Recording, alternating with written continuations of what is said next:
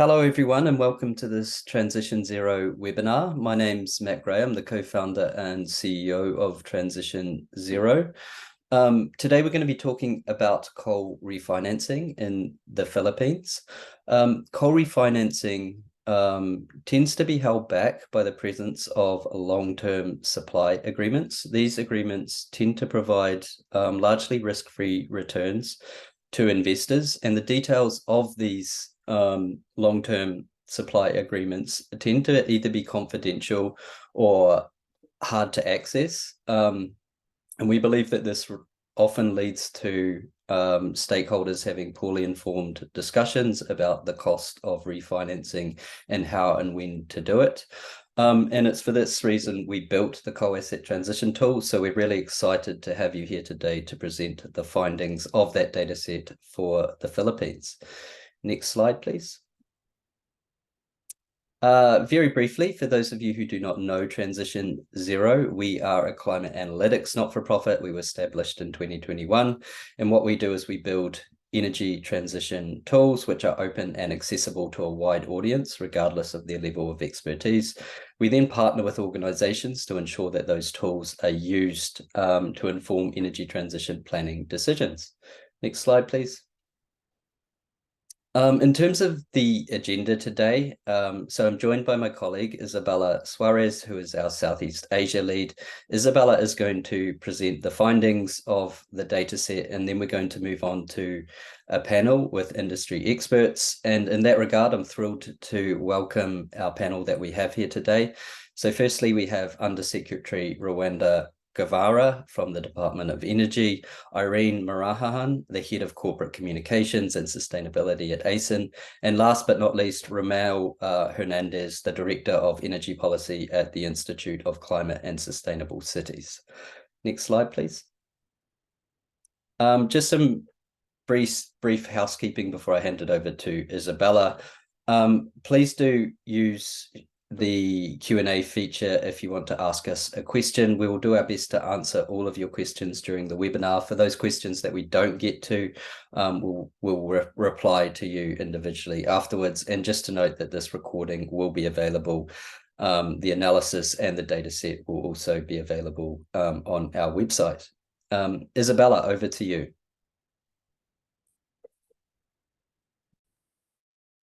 Thanks so much, Matt. And thank you everybody for joining us today. We appreciate the interest that has come over the last week with the Coal Asset Transition tool, particularly as it's a very important time for the Philippines. We've had a lot of exciting initiatives that have come up in the last year, or even the last 5 years, a decade.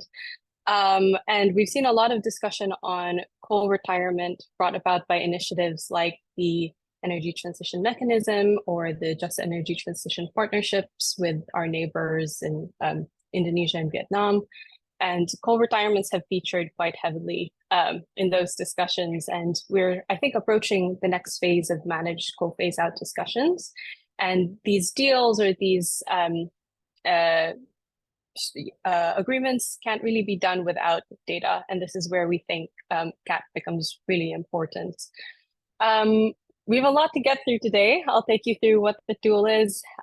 Matt's already mentioned the motivation behind it. I'll take you through the methodology for the Philippines, as well as a few key findings and reflections from the process of building this data set and looking at the data.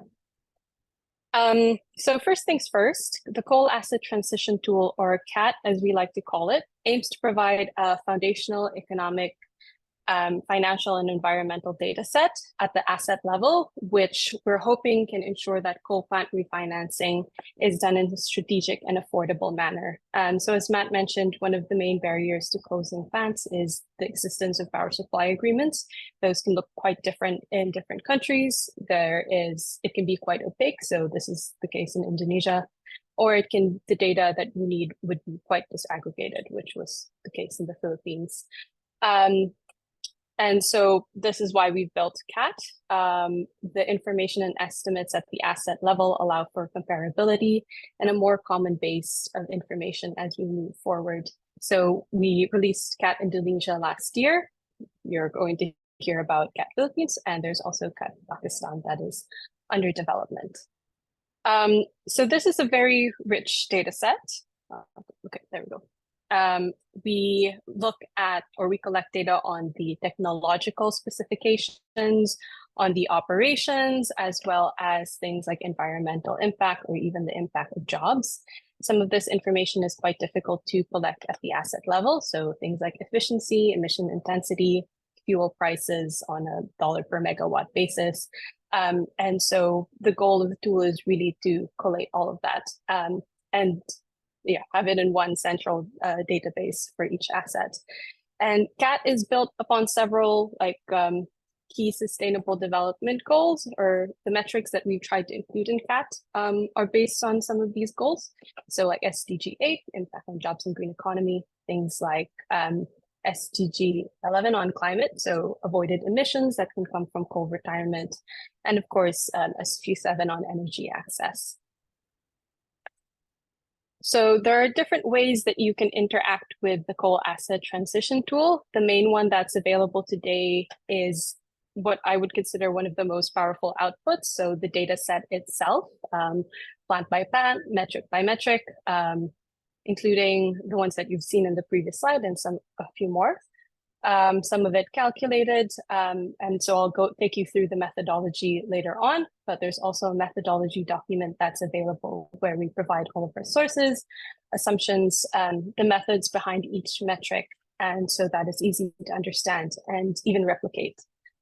This data set is entirely open source. In the future, we hope to develop some sort of web dashboard that's under development that makes it a lot easier and maybe exciting to interact with the data and analyze it. So as mentioned, we do have a existing CAT with CAT Indonesia, and the way that it's been used thus far, and we hope CAT Philippines can be used in this way as well, is in three different ways. So first is in high-level screening, identifying key regions or key features and prioritizing phase out.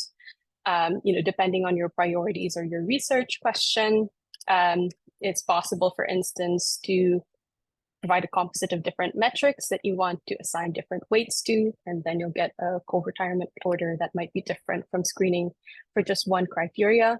The second is in asset level deep dives into the financial matrices. So CAT's PSA data in the past, as well as its phase out or buyout data, has been used for calculating discounted cash flows at an asset level.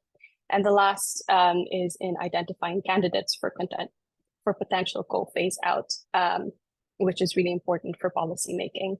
So as we like to say that this is a foundational data set. So we understand that once the screening process is done, more detailed analysis and valuations may be required to facilitate actual deal presentations and structuring. So we acknowledge that more due diligence is required, but in our view, CAT addresses several barriers that hinder or prolong the process for coal refinancing. Okay, so first things first, before we go into the methodology, I sort of want to leave you with a few key numbers that demonstrate the power of this data set. So the first is that we are seeing a wide range of buyout costs across the coal fleet in the Philippines. So we're estimating that retiring coal plants in the Philippines 5 years ahead of schedule and replacing that with solar plus storage technology would amount to abatement costs of $140 per ton of CO2. So that figure is comprised of a buyout value equivalent to $41 per ton of CO2 to buy out a supply agreement 5 years earlier, and to replace that capacity with solar plus storage is an additional $99 per ton of CO2. This is mainly because given the lower capacity factors of solar, it will require a bit more investment and solar plants to replace coal. And this is essentially what we think will be the primary cost of total phase out. So looking at this chart here, you'll see that there is such a wide range of buyout costs from $1 per ton of CO2 all the way to about $145 dollars per ton of CO2. And this emphasizes why it's really important to understand the cost of abatement at an asset level, and in order to make informed choices on how to achieve emissions reduction. Providing this at an asset level allows for more granularity in our analyses. Different coal plants have varying ages and technologies and emissions profiles. You'll see later they have different PSAs. And so knowing the cost of abatement for each asset enables us to identify the low-hanging fruits where emissions reduction can potentially be achieved most effectively. So this allows a more targeted approach to trying to bring in more investment and trying to yield maximum impact on a coal retirement plan. Okay. Other things that we saw at the top level is that retiring coal plants 5 years ahead of schedule could prevent 290 million tons of CO2 into the atmosphere. This is double the Philippines' annual CO2 emissions across all of the different sectors, which would bring it closer to aligning with Paris Agreement objectives. So without an early retirement mechanism, coal plants would continue to operate until the early 2050s in the Philippines. And buying it out earlier brings it closer to 2040, which is the recommended phase-out date for developing countries, according to the IEA. Another figure here that's not included is that 290 million tons is equivalent to about 75% of the Philippines' unconditional NDC emissions target by 2030. Aside from emissions, we're seeing that moving away from overdependence on coal means also a move away from what is quite an unreliable asset. We've seen from Panay with 4 days of brownouts earlier this year that coal plants are often tripping and it's affecting the rest of the grid. This is of course not the only factor, but it's part of it. So in order to catalyze refinancing for early retirement, we think that the Philippines will need policy-driven incentives as well as market ones, and a holistic transition plan. And I think it's important to emphasize that this also comes at the back of a lot of effort and progress in terms of moving towards energy security and affordability in the country. And yeah, this is really important to take this into account. For instance, the new Philippine Energy Plan that I think will be finalized this year sets a target for renewable energy share of 35% by 2030 and 50% by 2040, or at least 50% by 2040 for the Philippines. That's a significant increase from our current 20%. The other reason why we also think that CAT is coming at a pretty opportune time is that the Department of Energy announced like a Philippine Energy Transition Plan. So 4 key strategic areas for investment in the country, one of which is the voluntary retirement and repurposing of coal plants. One thing that we see from the data, and I will expound on this more, is that those retirement deals will likely be very complex. Coal retirement needs to be treated as a critical part of a whole strategy. And so, with Panay, we see that there are supply issues, but this also highlights the need to upgrade the entirety of the electricity system. And such a system-wide approach is a massive undertaking. So you'll need the entire value chain to be addressed. And so planning for both energy security and meeting increasing demand cannot be separated from transition or decarbonization goals. So yeah, in essence, knowing the cost of abatement at an asset level guides our efforts in reducing emissions strategically, economically, and equitably. And so this aids in the development of market mechanisms and policy frameworks, like designing effective carbon pricing mechanisms or incentive programs, or even on a high level economy-wide targets for like a net zero by 2040. So those are the top findings, and we'll go into other reflections that we collected as we collected the data and looked at the numbers. But the purpose of this data set is for it to be used by a variety of different users and different stakeholders in the energy transition. And so I want to take a bit of time to go through the methodology and the data collection process that we had. So overall, this is a very comprehensive database. We think that it's quite robust in that it covers all 58 coal units and the 12.2 gigawatts of installed capacity currently operating in the Philippines.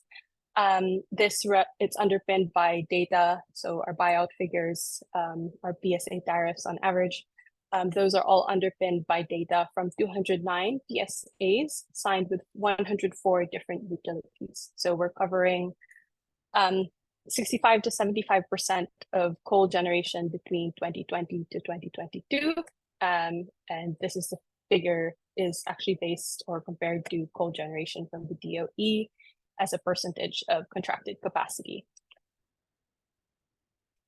Some of the things that we had to consider in developing the CAT Philippines methodology. So we had Indonesia last year or 2 years ago at this point, but unlike Indonesia, the Philippines is a liberalized power sector. What this means is that there are multiple power supply agreements or power purchase agreements. So PSAs, as we like to say in the Philippines, PPAs everywhere else.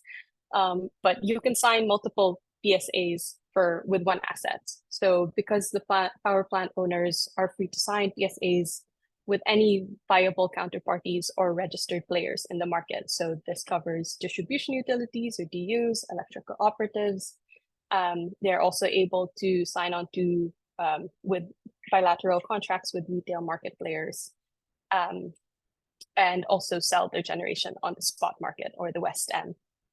And so this means that there's a portfolio of counterparties and PPAs that you have to deal with at the plant level, which is a very different case from Indonesia or from other Southeast Asian markets, which usually has one single buyer for all of its generation. And I think this is a key thing to keep in mind, that the number of counterparties involved is going to be very different. This had its data collection challenges as well.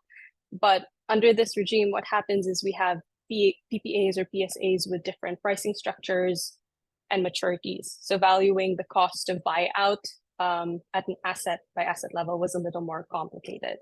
So to do this for CAT Philippines, we looked at it on a contract by contract basis rather than at an asset level. So due to the different maturities of the PSAs, we assumed that a coal plant cannot be retired until the last PSA has expired. And so we introduced a metric into the CAT Philippines database that estimates the cost of buying out all of those remaining PSAs for immediate plant closure.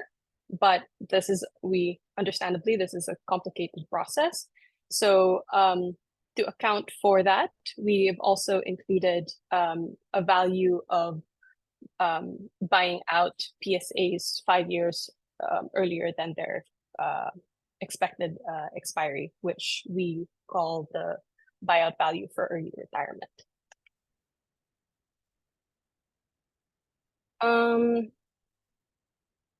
So yes, we provide a lot of metrics, but the one I'll focus on is the one that I've just mentioned.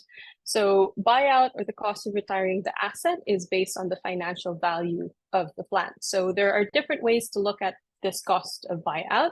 So one is to look at the costs that have yet to be recuperated, so unrecovered capital expenditures and paying that out. The second perspective is to look at the value of future revenue streams.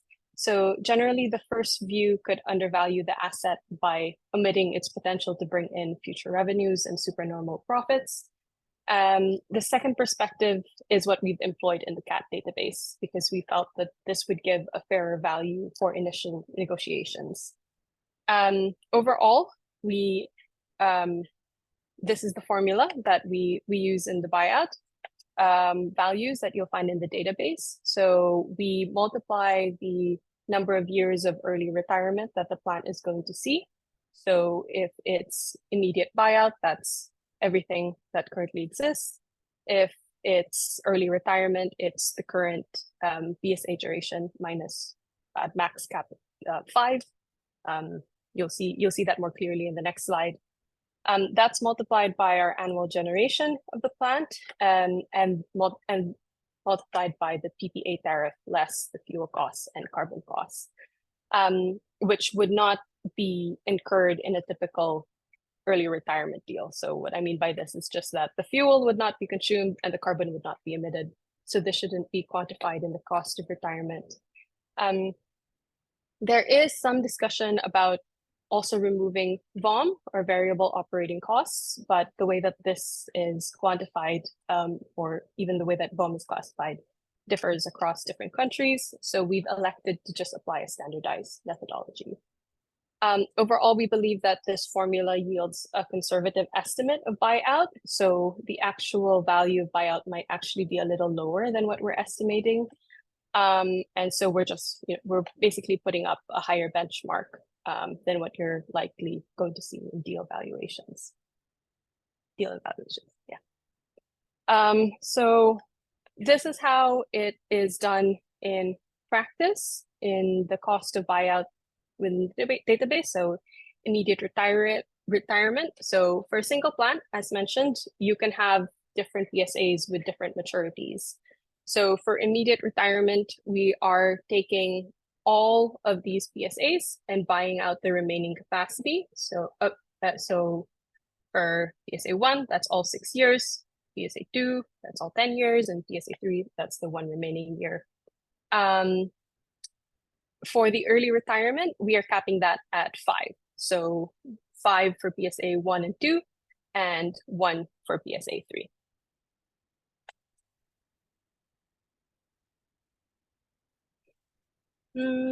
Okay, so one thing to note here, let me go over the identified data gaps and limitations of CAT.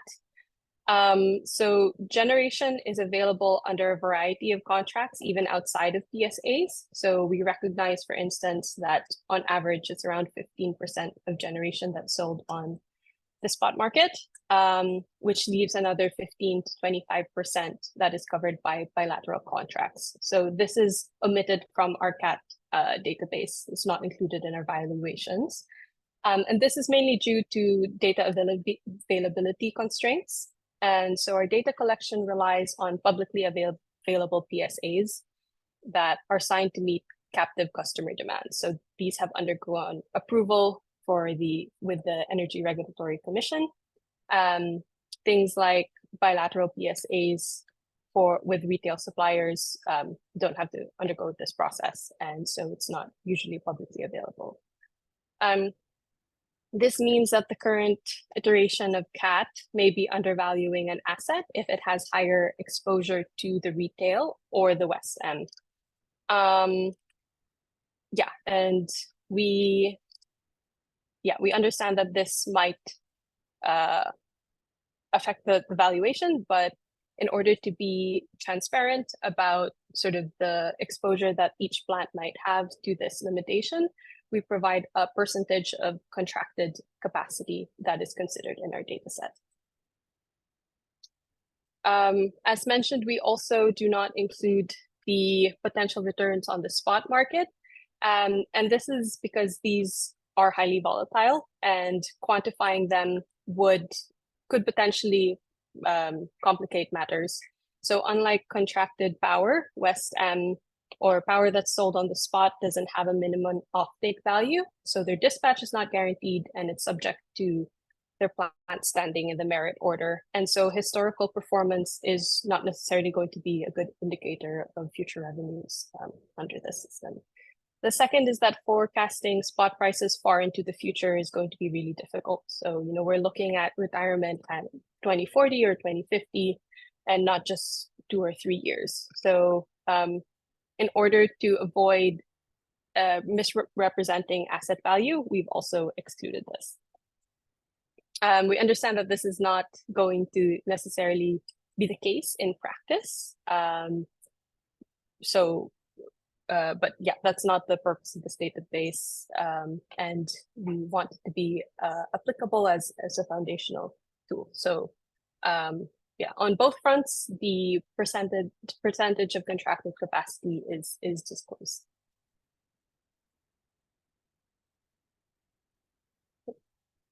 Okay, so as we said, we've collected 209 PSAs. We are looking at monthly generation charge, actual generation, PSA start and end date from the analysis period of January 2020 to December 2023. So for some of the plants or some of these PSAs, not all of the data that we need will be available. And so we've treated this in a number of different ways. So if we have all of that data for the entire analysis period, not a problem. But if, for instance, it is only partially available, we will, we'll treat it in a variety of different ways. So if the gap is for most of the time, the gaps that we're seeing could be just a month at a time, either because the link on the website was broken and so we weren't able to collect that. And in those cases, we do not attempt to fill in that data, so as to avoid skewing the results. This is also the case if there is a whole year that is not available, or a whole few months that is not available.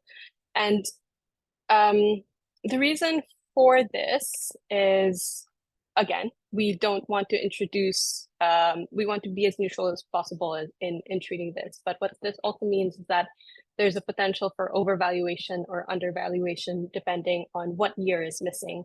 So, we're seeing in 2021, 2022, really high tariff prices. And so that might inflate the value of the asset if we're missing 2020, when prices might have been lower.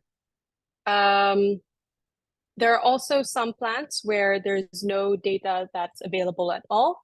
And so what we'll do here is we'll take either the minimum generation that's listed on the PSAs, or we'll estimate it and estimate actual using typical capacity factors. So if the PSA is out for base load or as a peaking plant, those will do 80% capacity factor for base load, 45 for mid-merit, 20% for peaking. And for price, we'll usually take the average of available PSAs signed under the same plant that we have from the other DUs. So all that said, we still think that this is a very robust data set. So you'll see that about 36%, we have full data for generation and generation charge for the entire analysis period. 52% is partial reporting. Some of this could just be missing one or two data sets. Some of it could be a whole year.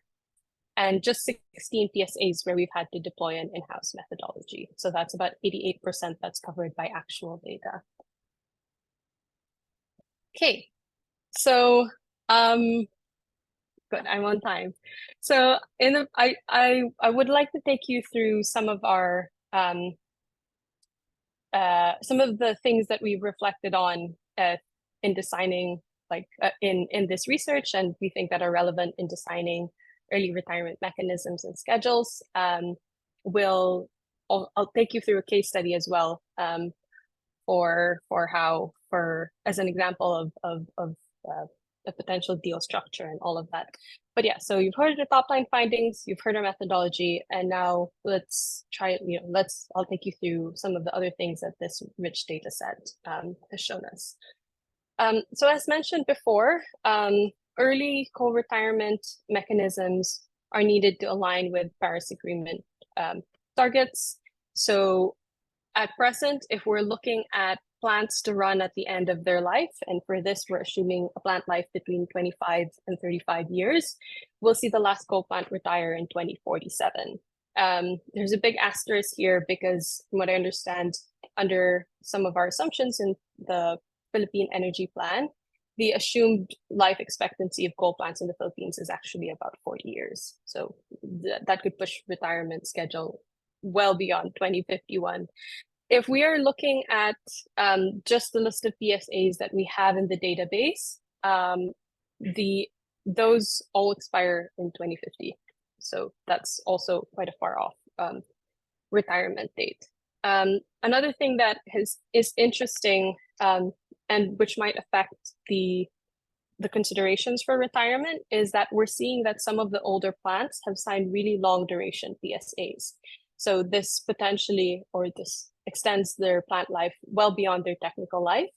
On the other hand, we're seeing that some of the newer plants have signed really short PSA durations. And this is something to consider in the selection criteria or in the screening criteria, because it's important that the unintended consequence when we're retiring a young, inefficient plant is that the older and dirtier plants are able to continue operating. So this is something to consider and avoid. The other thing is that emission saving and retirement schedules, and the emission reduction potential is notable in an early retirement scenario. As mentioned, we're looking at 290 million tons of CO2. That's nearly double the Philippines' annual CO2 emissions, and credible commitments to CO2 reductions are a big factor in accessing funding, which we'll need to develop the entire Philippine energy sector. One thing I do want to flag here is that this schedule that we have on the screen doesn't account for committed plants that may come online at the end of this decade. So that would disrupt the schedule. I believe that we're looking at about 2,000 additional megawatts, which means that a managed coal phase out is even more important if you know that more capacity is about to come online. Another thing to note is the complexity in renegotiating PSAs. So we found that renegotiating PSAs is going to be very difficult because you have a lot of different counterparties to work with. There's a lot of different durations to these as well. So let's take the 690 megawatt GMEC Mariveles plant, for instance. There's around 230 PSAs that we found with this plant that covers around 63% of its nameplate capacity. So that's 14 contracts amounting to 490 megawatts that expire in 2030. And the rest do not expire until much later. So the longest running one is with Daleca 1 in Tarlac, which is in force for another 18 years. So there's a lot of cooks in the kitchen when we're talking about coal retirement in the Philippines. And what further complicates matters is sort of the unique responsibility that DUs and ECs have to represent consumer interests. And so they're responsible for securing affordable and reliable power. So in cases where the DU or the EC may have only one PSA to service captive demand, they would likely not want to jeopardize their position by renegotiating PSAs. And in cases where there are alternative sources of generation that are not readily available, this is especially true. So this is something that we have to consider in ETM and screening work. So essentially what this means is that voluntary retirement is a consensus building process. And that early coal retirement in the Philippines will need to have more flexible deal structures and more creative solutions. So for instance, let's take GMEC. You could potentially allow for the shutdown of one unit when most of the existing PSAs expire in 2030. So you're buying out capacity. Another way to look at it is you can buy out generation, and there's just guardrails to ensure that the generation that's bought out in the remaining PSAs is not further contracted to other parties or sold on the spot. And that could keep the plant on to service ancillary demand and to back up the grid. And so the variation and spread of PSAs in generation emphasizes that each plant is different. Screening assets may be very difficult, but this also means that maybe power plant owners can be a bit more proactive in identifying opportunities for early shutdown because they know their assets best. And and this further emphasizes the need for incentives to bring plant owners to the table. This is something that I think might not be surprising, but is one of the most interesting findings here. So the conversation around coal retirement with plant owners should likely involve something about like critical business strategy. So coal plants in the Philippines are very, very profitable assets. So this chart looks at the long run profitability of coal plants. So you can see that on average, they have a long run profit margin of about $30 to $80 per megawatt. That's huge, huge margins. And plant owners are seeing high profits. And again, this also omits spot market, so it could be even higher. But to incentivize coal plant owners that early retirement is a critical strategy can involve emphasizing that there's going to be stranding of assets as renewables become increasingly cost competitive. So if coal assets had to compete today, actually they would be increasingly squeezed out of the market. So RE is changing the cost game. So if we look at, for instance, the GAP2 last year, the ERC capped the price for solar PV at around $65 per megawatt hour, and that's cheap compared to coal. So the risk for businesses is that coal might not be able to consign new CSP soon, and even competition in the spot market where RE runs at really low marginal costs and are must dispatch, the coal would be higher up the merit order. So an idea to consider is that we have about 3 gigawatts of coal PSAs expiring by 2030. That's equivalent to 25% of grid-connected capacity. And if coal plant owners do not start their transition now, they may face higher risk of stranded assets in this decade.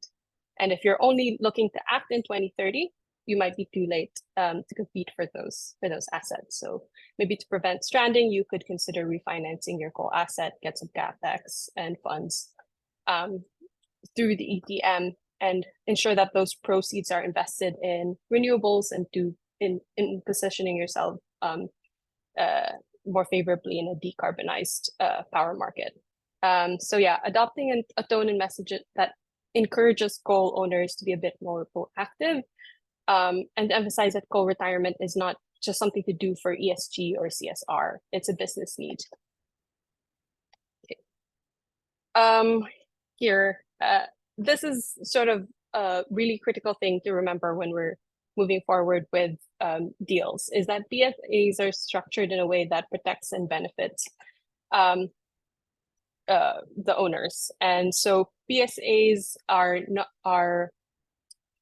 what happens is that if we look across the average tariffs from 2020 to 2023, you'll see that there are high profit margins, as you saw, either when spot prices are low, coal spot prices are low, and when it's high. And the reason for this is because of the tariff structure under PSAs, which allows coal plant owners and operators to take advantage of cheaper spot prices because they can procure spot cargoes, but does not require them to pass on cost savings to consumers when spot prices are high.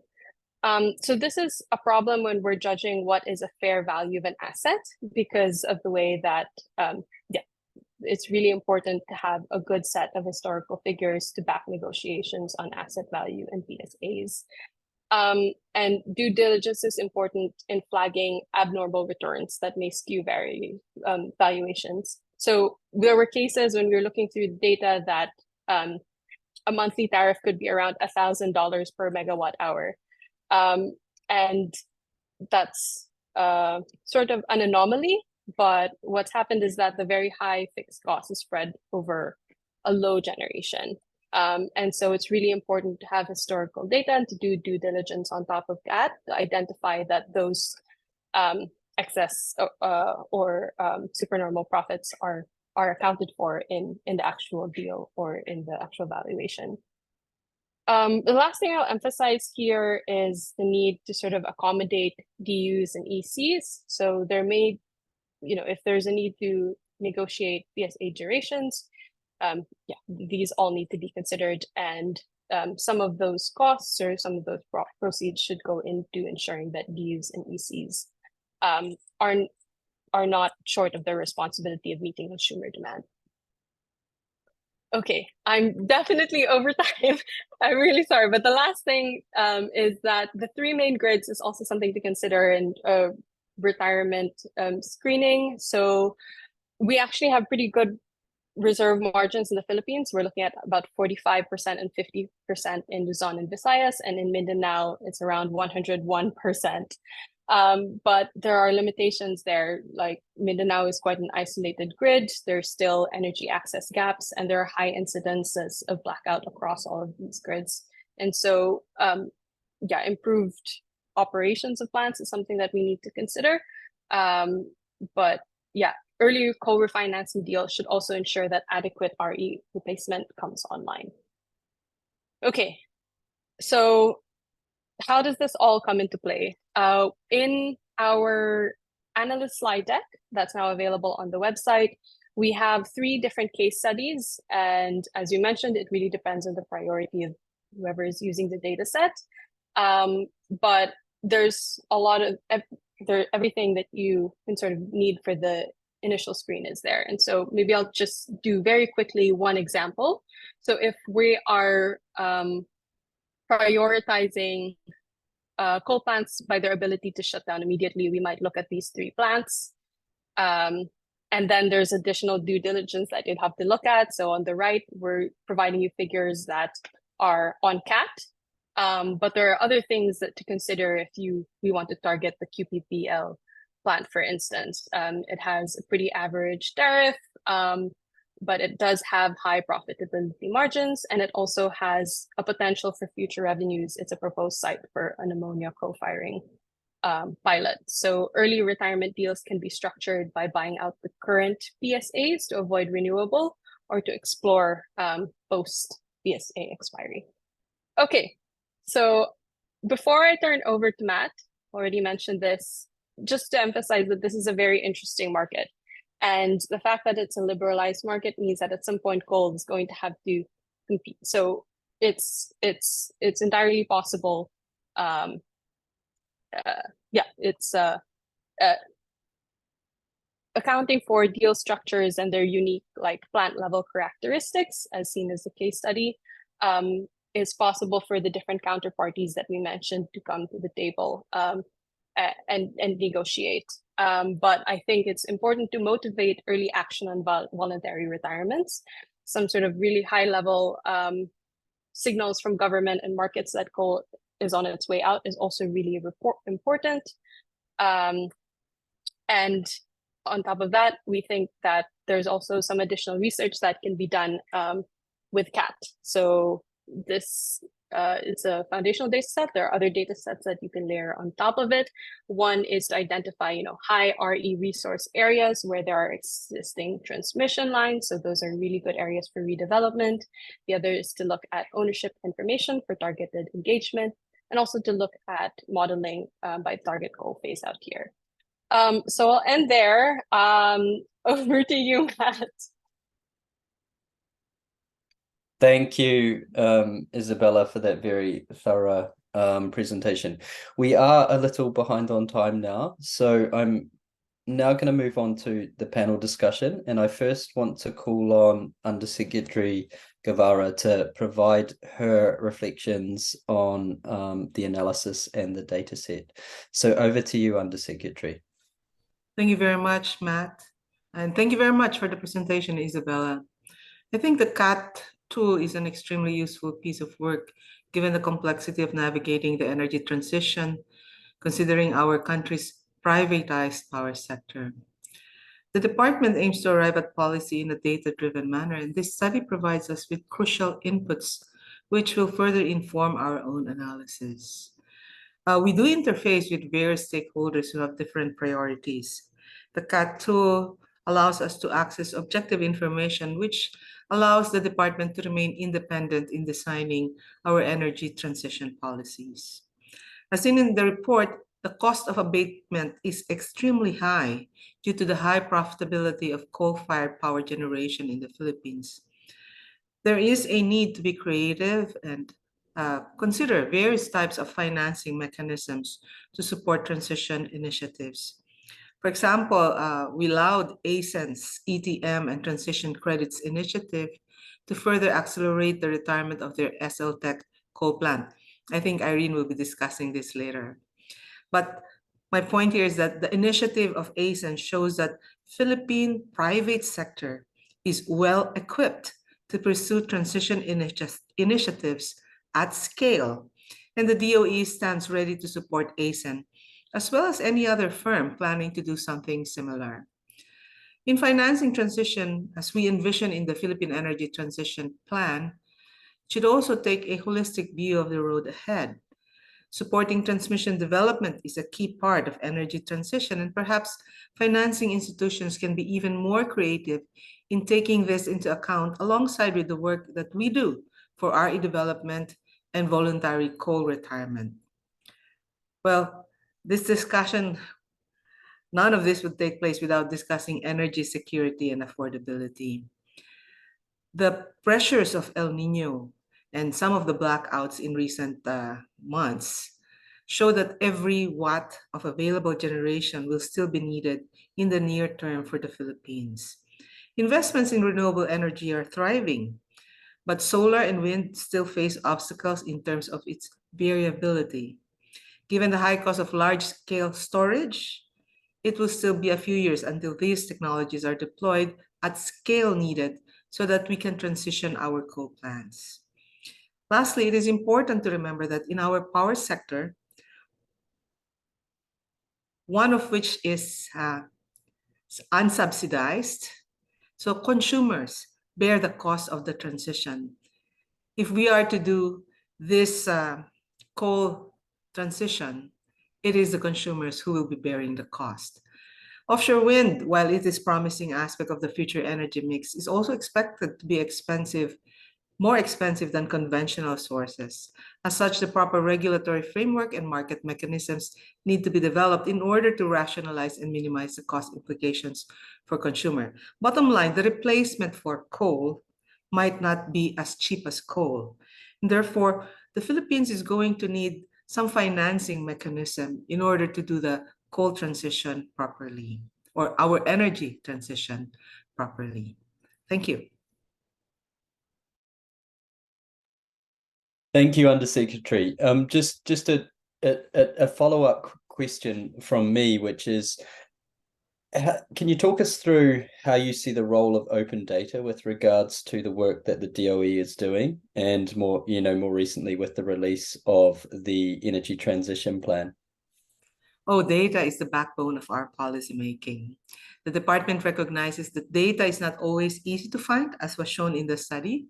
And even if data exists, in many cases, these are protected by confidentiality restrictions, which is why we are happy to see the output of TransitionZero's CAT tool, so that the sector can understand that the more data can be made public, the more robust studies like this in supporting energy transition can be.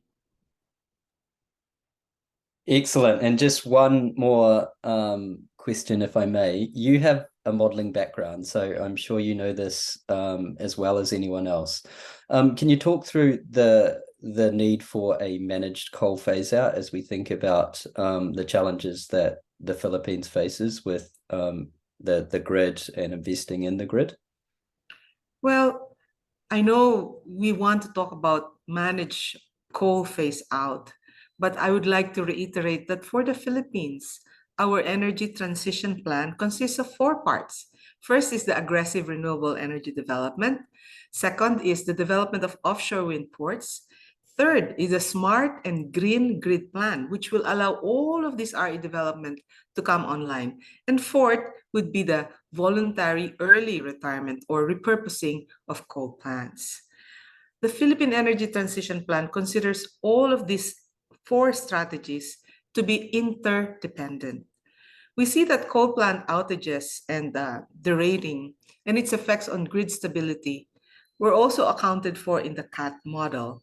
However, perhaps a future expansion of this analysis could also include factoring in the availability of transmission connections and the cost estimates and the replacement renewable energy. Thank you very much, Matt. Thank you, Undersecretary, and once again, I know how busy you are, so we really appreciate you taking the time. And I am happy to say that we are developing a tool to answer that last question that you have, which is around balancing the system to clearly understand how to invest in the grid to balance supply with demand. I now want overall, by the way, I'm very happy with the tool. Thank you very much for making it. Great, that means a lot to us, and especially Isabella, who spent so much time on it. I now want to call on Irene for ACEN to provide her reflections on the data set and the analysis. Over to you, Irene. Hey, can you hear me? Yes, we can. Right. Okay, thank you, Matt. And you've clearly put a lot of work into the tool. Thank you, Isabella, for walking us through the tool. It is very aligned with what ACEN's ETM, and what we have initiated in 2022. I totally agree with the approach and the objective of the tool. As for us in ACEN, we're looking to further accelerate the transition of our, the previous plant, SLTech, which we've divested in 2022. And we are, looking to further accelerate the transition to an earlier year, which is by 2030, and replace the foregone generation with a clean, reliable, and affordable energy. The replacement energy is likely to come into the form of an integrated renewables and battery storage system, which have been clearly stated in the presentation of Isabel. And such combination of wind and solar power plant integrated with battery storage will help the to replace the 1.8 billion terawatt hours of clean energy tech that we need to replace the 246 megawatts of coal plant that we will be shutting down by 2040. But how do we replace that? This tool will probably be a great help in terms of the planning that we need to execute in the coming years. We are looking at about 1,000 megawatts of integrated renewables. It's either solar or wind plus the battery storage.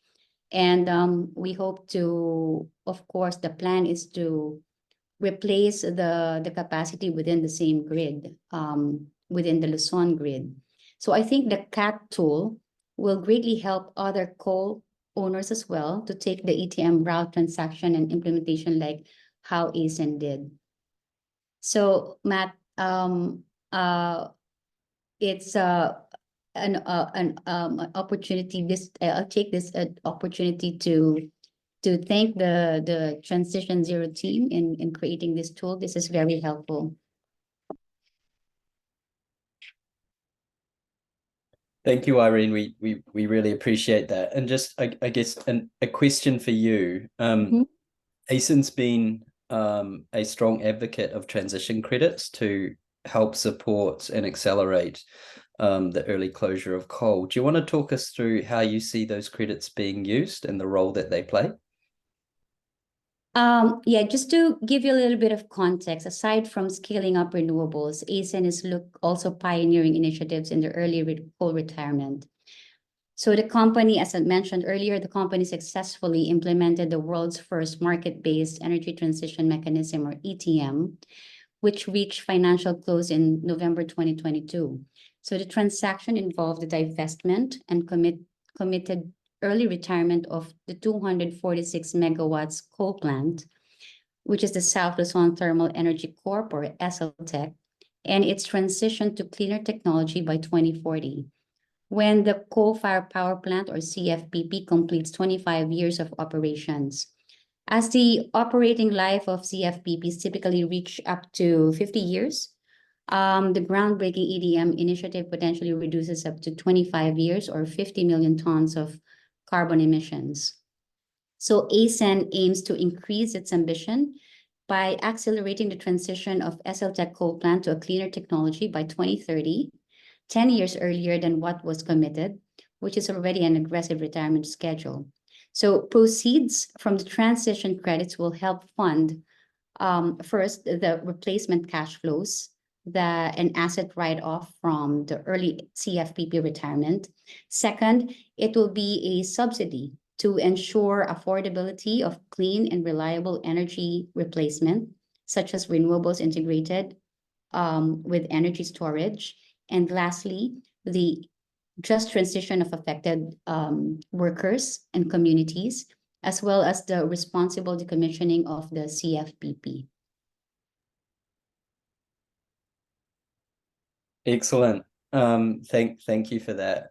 Very important initiative, and congratulations on all the work that you've done to support coal refinancing in the Philippines.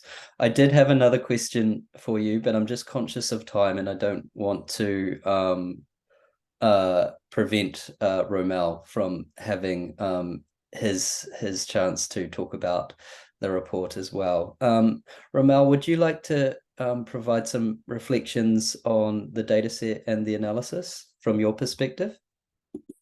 Yeah, first of all, thank you, Matt. On behalf of the Institute for Climate and Sustainable Cities, I would like to thank the entire TransitionZero for inviting us, and congratulations to the successful launch of the Philippine CAT, or the Coal Asset Transition Tool.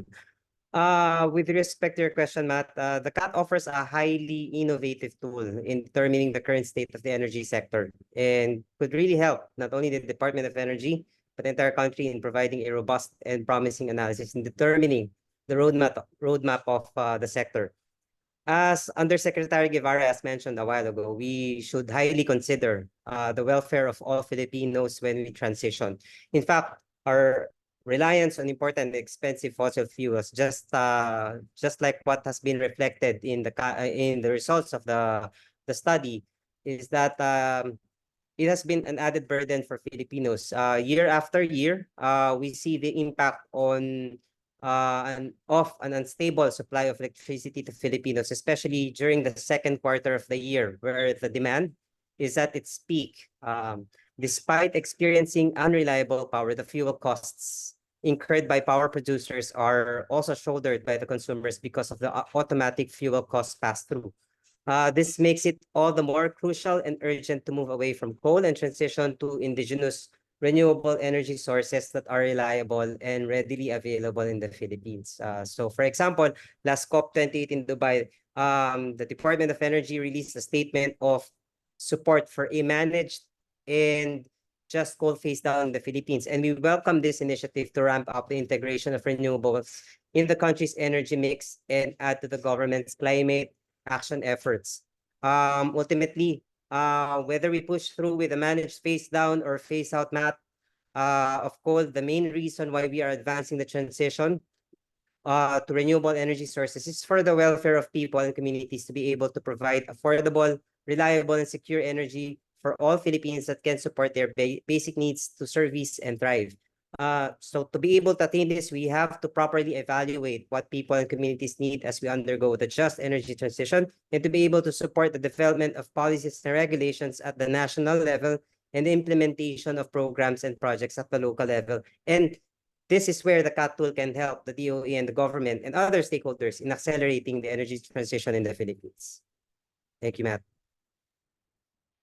Thank you, Romil. That was really insightful stuff. And I think, the importance of reforming automatic fuel pass-through seems like an important reform that needs to happen in the Philippines. ICSC has done a lot of work on the grid and the need to reform the grid. Do you want to just briefly talk about that in the context of a managed coal phase out? Yeah, of course. I think it has to do with data, the importance of data generation as well, Matt, because we're talking about the CAT tool. So data generation analysis are critical in developing an inclusive and managed coal phase out to determine specifically the problems in the energy system and the grid that need to be addressed, and to come up with effective, inclusive, and optimal solutions. The Philippines grid setup has always been centralized, for information of those who are not in the Philippines, to large baseload power plants, which has put us in a vulnerable state for the past decades. And since issues like the tripping of transmission lines, typhoons, and other calamities, and man-made man-made causes can lead to large-scale brownouts that take long time to repair. For example, we have seen this recently when the residents and businessmen of Panay Island experienced large-scale brownouts for days due to the tripping of 3 of its coal power plants, fired power plants, which generate the majority of the island's power. This has underscored the need to reevaluate Panay's energy infrastructure and move towards flexible, more diverse energy sources. Phasing down or phasing out coal will require extensive planning and multiple trials since we have been heavily reliant on coal for so long. A robust and data-driven grid planning will ensure that Philippines' grid setup will be suited to the country's energy needs and that it will be sustainable and resilient. And I think, Matt, this is where the CAT tool can help. Thank you very much, Romil. That was really interesting, and I think everyone at Transition Zero would agree that you can't close coal plants without thinking about the system and modeling and planning how the system's going to look in the future, especially in markets where demand is expected to increase significantly over time, which is certainly the case for the Philippines and more or less every country in Southeast Asia. This comes to the end of our webinar. I am sorry that we're over by a few minutes. We've just shared some information on how to access the tool, download the dataset, and read the analysis that Isabella presented today. I'd just like to take the time to thank Isabella for the wonderful presentation, to thank our panelists for the great insights, and to thank all of you for joining this webinar. Please do reach out to us if you have any questions. We would love to hear from you. You can get us on Transition Zero or via our social media channels on LinkedIn and Twitter, etc. So on that note, I will just wrap things up, and yeah, thank you everyone for joining. And until next time, we'll leave it there. Thank you.